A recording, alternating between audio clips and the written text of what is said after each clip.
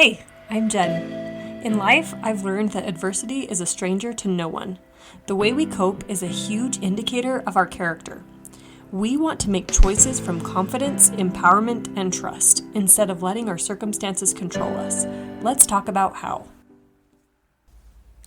This is episode X, the X Factor, Anxiety and Empowerment. Thank you for joining me. I've been looking forward to this episode ever since I started this season, so I'm glad it's happening and I'm excited to share it with you. Due to the interest of time, I will not be having any segments today. I'm already worried about how long this podcast episode will go, but I will try to make it a reasonable length. So the meaning of the X factor is a variable in a given situation that could have the most significant impact on the outcome. And I really liked that because if we look at anxiety as the X factor, I feel like it's a more positive term rather than labeling it as a setback or a weakness. I had a mission companion who said, in every weakness, there's something positive behind it. If you're someone who obsesses over everything, you could just say that you're very detail-oriented. You notice things. I can't remember the exact examples she gave, but I really liked her positive spin on things, kind of similar to when you're in an interview and they ask you what your biggest flaws are. Anyway, I'm just trying to say that if you do have some form of anxiety, use it to your advantage. I'll also add a disclaimer here that I am no doctor, no therapist, and I do not claim to have the answers or the solutions. I'm merely sharing the feedback and the experiences of the individuals who voluntarily responded to my questions on anxiety. And again, I wanted to thank all of you who responded. There were 12 people who said they were willing to answer questions about anxiety, and as I'm sharing, I may not share all of their words or everyone's answer for every single question, but I compiled them into an order that made sense to me, and I hope it will be beneficial for you. Also, I may have to do a future season on anxiety or find another prompt that elicited as many responses because I loved reading your feedback, and again, it was just so fun to hear from you and to relate to you and understand where you're coming from. So the first question that I asked was, how does anxiety affect your way of life? And of course, we know it looks different from person to person, as with many things in life. A few people mentioned time. One said it was school-based or schedule-based. Another said, I struggle with self-image and going places as the majority of my anxiety. There are certain people that trigger it more than others. My mother, my older sister, my ex-husband, because of past abuse. I don't feel good enough, strong enough, or secure enough around them. Another said, my anxiety manifests in many different ways that I never connected to anxiety, even after I was diagnosed. Racing thoughts, impatience, irritability, getting easily aggravated, restlessness, perfectionism, were and are all symptoms that contribute to interrupting my desired way of life. I don't have a regular ability to take a break. I'm constantly feeling like I need to be productive, and I get antsy when I'm not. I have a running to-do list in my head that only ever grows and interferes with my ability to focus on the present. And the persistent internal demand that requires things to either turn out exactly how I planned or it's not worth it makes it difficult to start or complete anything, all of which is exacerbated when I'm overstimulated. I feel like that listener touched on a lot of different parts of anxiety, different physical symptoms and things that run through our heads. Another said, for me, it mostly looks like being really nervous about anything new or uncomfortable, to the point of physically shaking sometimes, picturing very vividly the worst case scenario of a situation. More recently, I started having days where I would get easily overwhelmed with my regular to-do list and would start shutting down, not feeling like doing anything besides curl up by myself. I should add here too, my history with anxiety. Anxiety and depression run in my family, and I'm on Lexapro for depression. I had postpartum depression after my first, and I attribute that a lot to my stage of life and just the things that were going on at that time. But I still take Lexapro, and I've never really noticed the anxiety portion, but I was able to relate with a lot of these things that people shared. I don't necessarily have any of the physical symptoms, but I notice things with my thoughts or other situations that might trigger it. This next person's answer was especially interesting. She said, I didn't think I dealt with anxiety until I was being treated for depression, and then would look at different things that I thought were affecting my depression and realize they were actually affecting my anxiety. So she went on to share that she had a lot of irrational fears and pervasive thoughts. She went on a lot of walks, but then her walks turned negative when she started picturing dangerous things that could happen. For example, crossing over a bridge, which was always safe, and she'd have an image of her stroller getting away from her and going into the canal and her not being able to get to it before her children died. And this started happening to her more and more, and so much that she didn't want to go on walks anymore. So she knew that there was a problem. So I compiled a little list. You can research this a lot more, but anxiety versus depression. And anxiety can even lead to depression, so it's just all a huge thing. Anxiety tends to be fueled by fear, and depression tends to be fueled by hopelessness. And of course, there are overlaps. You can find Venn diagrams on them, but this proved true in the next people's responses to the question. So this person says, my anxiety influences thoughts about the future. It fuels my negative thoughts about what could go wrong for me, my family, things I'm in charge of, etc. My first reaction to most things is negative. That's depression talking too, but I'm learning that anxiety is the driving force there. And I'd heard on another podcast too that anxiety is worrying about the future and depression is worrying about the past or things that have happened to make you a certain way.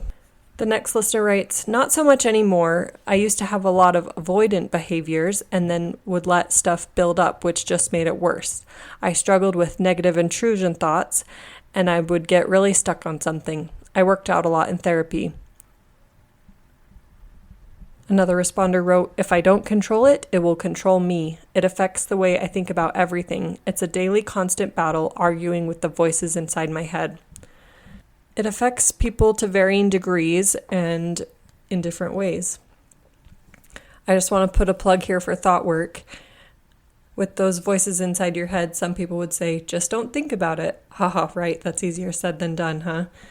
And thought work, as it says with the word work, takes a lot to learn and do and maintain. And with some things you'll want to work on them, and others it's not worth it. Or it would take more energy than it would to just let it pass through. But I do know that thought work can help. Even if it doesn't cure it completely, it can mitigate it. Okay, 2 more responses for this question. In recent years, less and less, in talking about anxiety affecting your way of life. As I have grown older, I feel less and less tolerance for it and recently sought pharmacological help. It really helped. For the first time maybe ever in my adult life, I had a glimpse of what having zero anxiety felt like. I loved it. I didn't love how the medication was making me forgetful and gain weight, so I stopped, but my baseline anxiety hasn't returned to the heights I have felt. I do sometimes find myself experiencing some intense, uncontrollable sensations, but they usually subside pretty quick now. I think my life would be totally different if I hadn't had to deal with such extreme anxiety. Many of my major life choices were dictated by feeling like I couldn't handle something because of anxiety. I wish there had been intervention earlier in my life so that I would have the tools to make it through harder things I wanted to accomplish. And I really love what she says there, that she wishes she'd had intervention earlier in life. Of course, I feel sorry that she has that regret, but it's good when you can share your experience with others so that they can correct something earlier on. And of course, we all have different problems, so some things would be corrected earlier in our life and then not for others, and vice versa. Okay, and the last response. I've had mild anxiety my whole life, but after baby number 2, I started medication for postpartum anxiety. On medication, it hasn't affected much, except I have some calming techniques I use, and I have taken more time to care for myself, working out, sleeping more, and taking breaks when needed. So true. So good. We all need to take that advice. Self-care. And yes, postpartum, like I said, is a whole other category of all of this too. It's also related.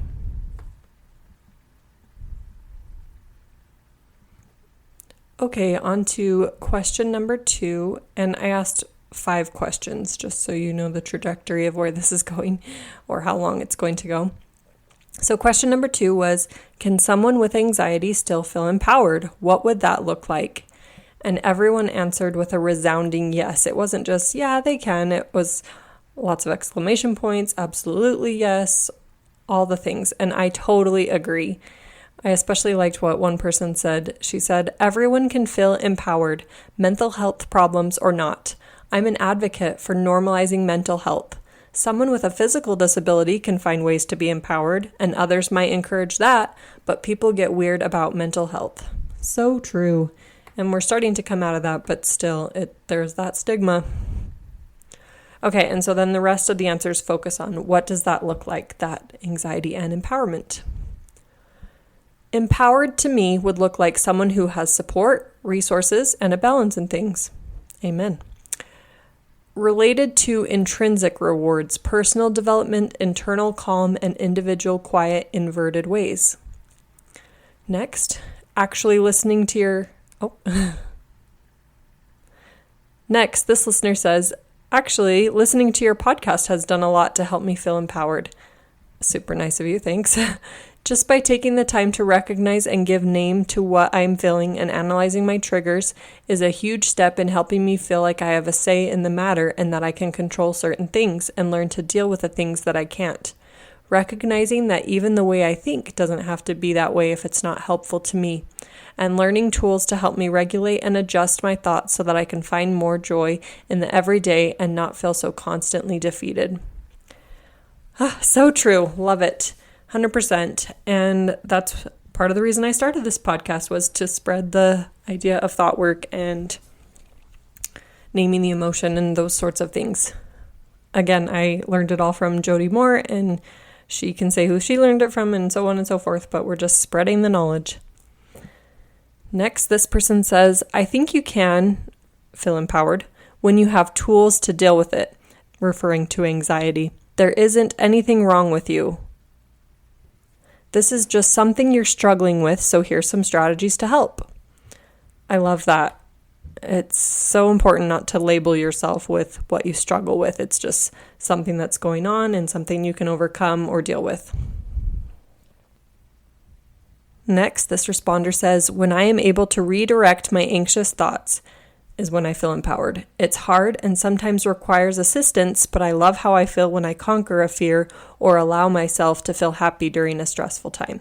So true. Small victories, big victories. Feeling empowered is something that can be done with anxiety, but it takes a lot more work than the average person. It comes with constant self-talk, because you can think 1 second you are going to do this and be this, and then 10 minutes later you have voices in your head telling you that you are stupid and dumb. What makes you think you could do this? So I feel like to be empowered, you have to have the daily conversation with yourself, pumping yourself up and telling yourself, I can do it. So true. We need more positive self-talk. Don't be so down on yourself. And again, thought work. I know it's not a cure-all and it doesn't replace medication, of course, but it can help. Next, being empowered doesn't mean that you have to control everything. Anxiety makes it hard to feel like you're controlling everything, but I've found that taking a breath and seeing what I can control, what I eat for lunch, how I respond to a question from one of my kids, what activity we do that day, has really helped. I often try to accomplish a lot in my day, but I've had to realize that taking a step back and having a rest day is still accomplishing a lot. You have to take care of yourself mentally as well as physically. So true. These people can say it way more clearly than I can, way better than I can, so I'm so happy I did this. Okay, 2 more. I don't think I've ever framed my life as being someone who is disempowered, but looking back, I guess I would say I could have been more empowered if I didn't feel limited by uncontrollable breathing issues, discomfort around people, inability to understand something technical, etc. I still accomplished things. Hey, I'm alive, right? But perhaps I could have accomplished more, such as finishing academic programs, getting better job offers, succeeding in relationships. And lastly, for me at least, anytime I push through the anxiety feelings and accomplish something that's hard for me helps me feel empowered. Oh, I can relate to that. Sometimes you just need that momentum, getting started, getting going. Okay, question number 3. What do people not understand about anxiety? Has anything hurtful been said in regards to your anxiety? And I wanted to pose this question especially for you listeners to know how you can support those with anxiety, or if there's anything that you may not know about anxiety, we can talk more about it. So first, this responder says, I feel the worst thing for me being said to me is no one cares or get over it. Well, clearly I care and I matter, and also if I could get over it, I would have figured that out by now. It's true, some things really can be out of your control. Next, I think so many people don't understand the vast range of anxiety. I had such mild anxiety my whole life, which just consisted of racing thoughts, trouble sleeping, and social anxiety around people. But my postpartum anxiety was more being overly stimulated all the time, feeling annoyed for no reason, and not sleeping hardly ever. My mom made a comment after telling her I started medication, saying something like, "Do you really need that?" And it wasn't meant to be negative, but the way she asked made it feel like she doubted me or my healthcare provider about what was helping and what was not.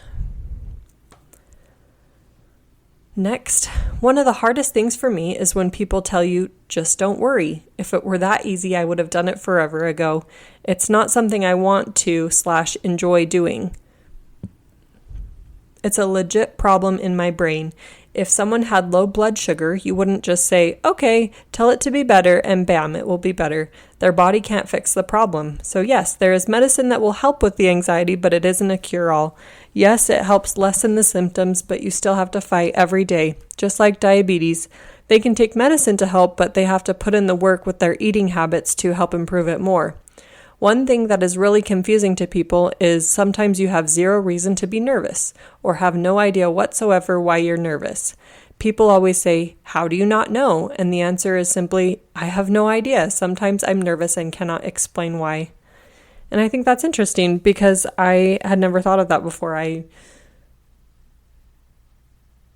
can imagine that would be frustrating when you're feeling nervous or you feel those symptoms and you're not quite sure why. Sometimes you might know your triggers, other times it might just be that brain giving off a response and the chemicals being imbalanced or something along those lines. Okay, this next person says, I think most people don't understand the signs and symptoms of anxiety. I certainly didn't. I think people also don't recognize how many people are going through this life. How many people are going through life this way? It is many, many, many. If anyone has said anything hurtful about my anxiety, it would have been a criticism for what the anxiety dictates that I do. Next response. I think the biggest misconception, at least it was for me, is that anxiety is being afraid or panic attacks when it really encompasses so much more. Nothing has been said to me personally, but a long time ago in high school, I remember hearing someone say, in passing, not even in a conversation I was in, that anyone who brought up having issues like anxiety or depression were just doing it to get attention. So for the longest time, in addition to not fully understanding all the signs, I didn't want anyone to think I was just attention seeking, and so I never discussed it with anyone. I think that the most harmful thing is talking about it lightly without any real understanding of what it entails. Next, people shouldn't feel ashamed if they need medication or other treatment. Next, comments like, just calm down or don't be stressed is the same as telling someone with depression to just be happy. I liked that comparison because I've heard that, you can't just tell someone with depression to just be happy. It's not that easy of a fix. It simplifies it way too much. So I understand that we need to be careful with our words. Even though it's not entirely our fault, we can be more sensitive in talking to others. Next, I'm a big mental illness advocate. I published a children's book on depression. This was a person who replied on Instagram. She wrote the book When Mommy Feels Sad. So I see mental illness as a physical illness like asthma or allergies. We see doctors, take medication, get therapy. You would never refuse treatment for a broken leg or feel ashamed for taking insulin. We need to think and talk about mental illness like we do physical illness. And I've heard that before too, but we're just not all on that boat, but we're getting there. I haven't had anyone say anything hurtful about my anxiety. I'm pretty open about my depression and anxiety and have found that most people are really supportive. I think anxiety is really misunderstood, however. I've never had a full-on panic attack before, which is what I associated with anxiety before. I thought people with anxiety were really nervous, had lots of fears, and were introverts. While there are people who fit that description, I feel like there are more people that don't. I'm always learning more and more about my own anxiety and how it manifests. I think the biggest person who didn't understand anxiety was myself, actually. When I got to a point where I realized anxiety was starting to interfere significantly with my daily life, it actually helped a lot to finally admit that anxiety was the problem, name it, and talk about it. I think as a whole society,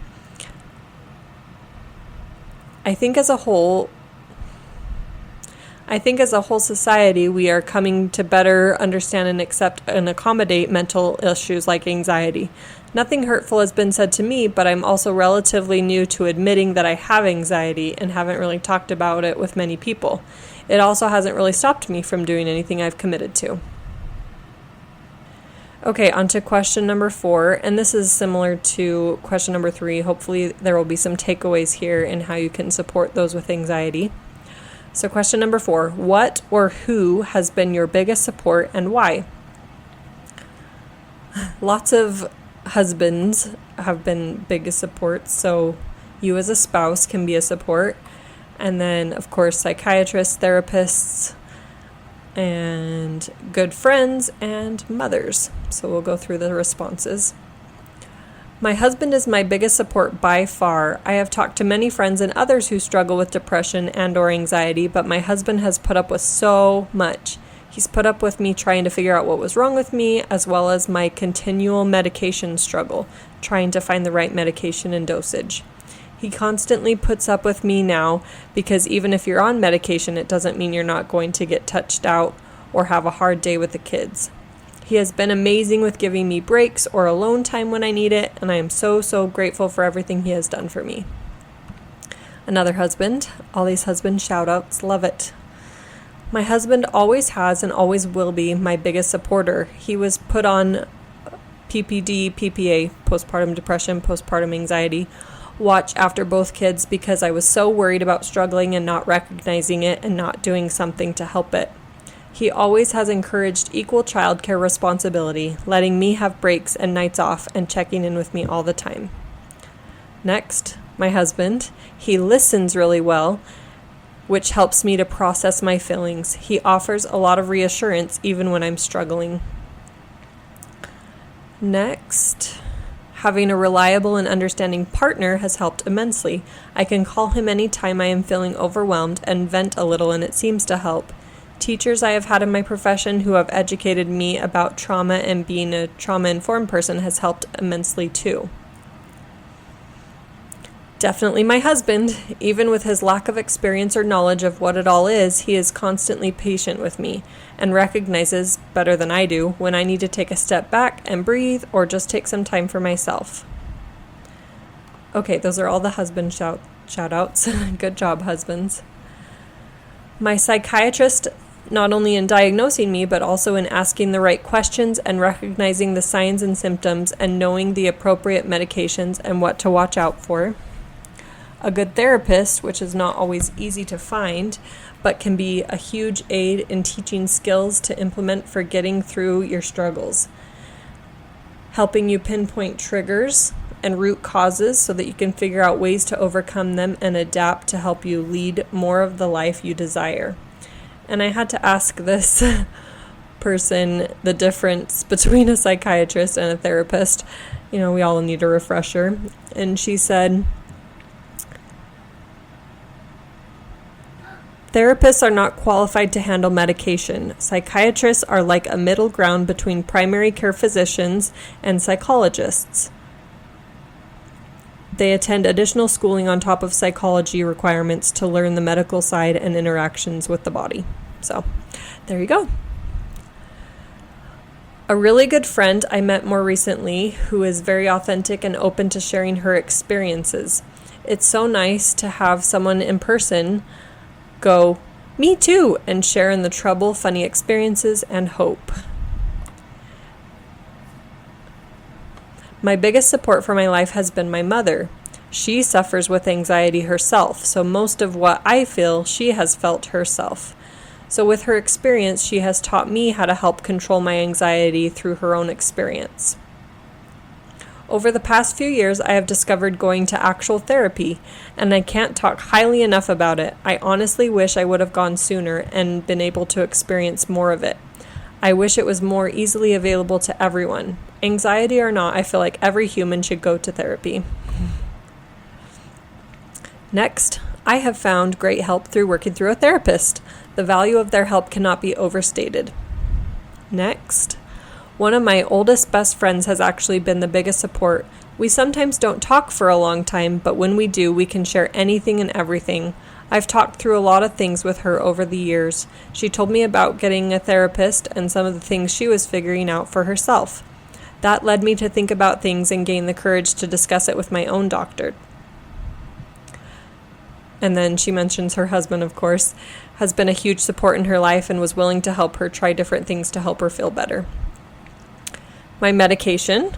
Oftentimes, I don't feel I need it, but when I go a few days without forgetting to take it, those days are hard.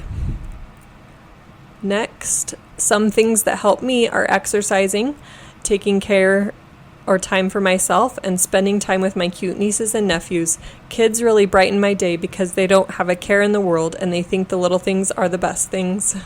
Cute. Next, and this is the last answer for this question. I wish I could say my husband. However, he's pushy and he puts me in situations I have to deal with, causing anxiety to get worse. I don't think I have a specific person available to my life that's helped me. I just know some situations require me to continue, kids mainly, so I just go from there. However, self-help books and God have been an aid to me. Okay, and the last question. I'm sorry that I've been reading these a lot. I mostly just want to quote them word for word. I've tried to add in my own thoughts here and there as well. Okay, number 5. Anything else you want to share about anxiety that I haven't touched on? It is so much more than what it is stereotyped, and if you have any questions about things that are interfering with you showing up as the person you want to be, it's worth seeking help and figuring out ways to help you be the best you. Next, the little quizzes we take at our postpartum checkups never let the doctor know that I struggled with depression or anxiety. It wasn't until I had been through over a year of awful living that I took myself in and talked to my doctor. She was amazing and talked with me about all my options and helped me through getting on the right medication. I wish people knew that if you feel something isn't right, then it is better to go talk to your medical professional instead of telling yourself that your doctor didn't catch it. I can relate here. I've been taking those little quizzes because I am 6 weeks postpartum now. Next, I don't like feeling judged. Being in Utah County is an instant way to put me into anxiety and panic mode. It's true, we could all do a lot less judging of others. Next, I think something I didn't realize is how gradual of a process it can be.